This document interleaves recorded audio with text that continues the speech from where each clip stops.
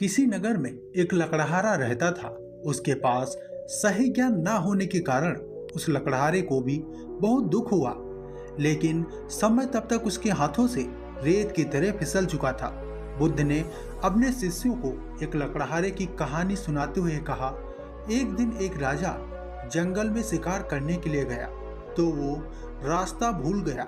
उसने बहुत देर तक रास्ता खोजा लेकिन उसे कोई रास्ता ना मिला। वो बहुत थक चुका था। वो व्याकुल होने लगा। तभी उसने देखा कि जंगल में एक लकड़हारा लकड़ियां काट रहा है। बहुत से पेड़ काट चुके थे, थोड़े से ही बाकी हैं। उन्हीं में से एक पेड़ की शाखाओं को नीचे गिरा रहा है। राजा उसके पास जाकर कहा, भाई मैं बहुत भूखा हूँ, बहुत प्यास भी लगी है, तुम्हारे पास कुछ खाने को है क्या? लकड़हारे ने कहा, हाँ आओ बैठो, दूर उधर एक बावरी है, मैं वहां से पानी ले आता हूँ, तुम ये रोटी खाओ। और पोटली से निकालकर एक मोटी सी रोटी राजा के हाथों में थमा दी। उसमें थोड़ी सी सब्जी भी थी। राजा ने उसको खाया, लकड़हारे का लाया हुआ पानी पिया और शांत होकर कहा, मैं यहाँ पास के ही एक बड़े से नगर का राजा हूँ, शिकार करने आया था पर रास्ता भूल गया हूँ। लकड़हारे ने रास्ता बता दिया।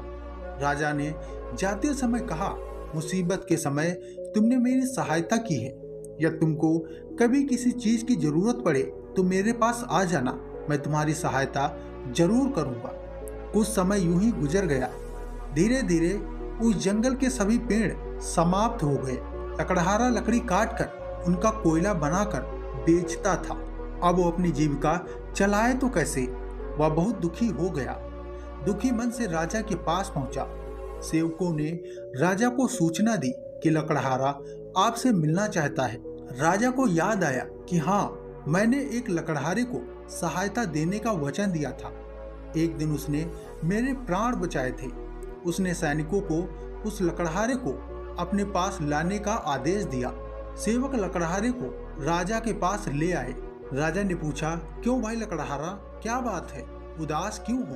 लकड़हारे ने कहा, महाराज, जिस जंगल से मैं लकड़ियां काटता था वो जंगल समाप्त हो गया है।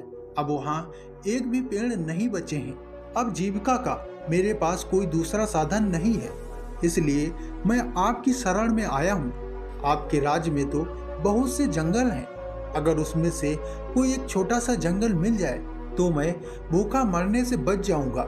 राजा ने कहा, तुम्हारी समस्या का समाधान जरूर किया जाएगा।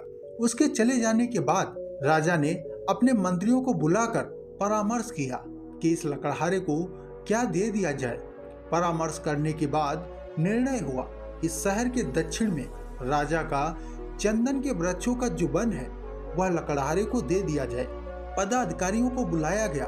चंदन के वृक्षों का वह जंगल लकड़हारे के नाम कर दिया गया और उसकी इस बात की सूचना दे दी गई कि आज से यह वन तुम्हारा हुआ। कई वर्ष बीत गए। राजा एक दिन अपने महल में बैठा था कि लकड़हारे का ध्यान आया। प्रसन्नता के साथ उसने सोचा कि अब तो लकड़हारा एक बहुत ही अमीर इंसान बन चुका होगा। उसने कई बड़े बड़े भवन और महल बनवा लिए होंगे, इसलिए चलकर उसे देखना चाहिए। राजा अपने मंत्रियों को लेकर उस वन में गया जो लकड़हारे को दिया गया था, किंतु वहां कोई वन नहीं था। चंदन का कोई भी वृक्ष नहीं था। राजा ने घबराकर अपने मंत्रियों से पूछा, अरे वो जंगल कहाँ है जो लकड़हारे को दिया गया था? किसी और स्थान पर होगा, तुम मुझे गलत स्थान पर ले आए हो। मंत्रियों ने पदाधिकारी की ओर देखा। पदाधिकारी ने कागजों की छानबीन करके बोला, हे महाराज, वो जंगल तो इसी स्थान पर था। राजा ने कहा, फिर वो जंगल कहाँ गया? खोज करने पर कुछ दूरी पर चंदन के कुछ वृक्ष दिखाई दिए। उनके बीच बैठा हुआ लकड़हारा भी दिखाई दिया।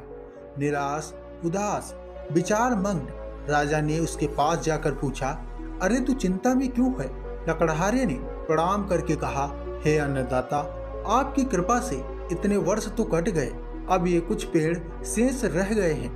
थोड़े दिनों में ये भी समाप्त हो जाएंगे। सोचता हूँ इसके पश्चात क्या करूँगा। राजा ने आश्चर्य से कहा, वृक्ष तो थोड़े से ही रह गए हैं, बाकी वृक्षों का क्या किया? लकड़हारा बोला, रोज लकड़ी काटता हूँ, कोयला बनाता हूँ और बाजार में जाकर बेच देता हूँ। यह सुनते ही राजा ने अपना सिर पीट लिया और दुखी होते हुए कहा, अरे भाग्यहीन, तुमने ये क्या किया? यह चंदन की लकड़ी थी, जलाकर कोयला क्यों बना दिया? लकड़हारा बोला, चंदन की लकड़ी क्या होती है? राजा ने बोला, अच्छा होता यदि तू जानता।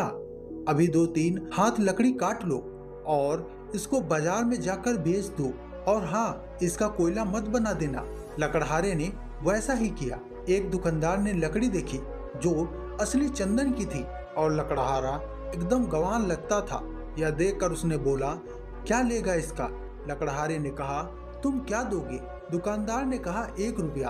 लकड़हारा आश्चर्य में चिल्लाकर बोला, क्या इसका 1 रुपया? इसका तात्पर्य था कि इस छोटी सी लकड़ी का 1 रुपये। दुकानदार समझ गया कि ये जानता है। उसने बोला, 2 रुपये। लकड़हारा और आश्चर्य से चिल्लाकर बोला, 2 रुपये। दुकानदार ने घबरा कर कहा, अच्छा 4 रुपये।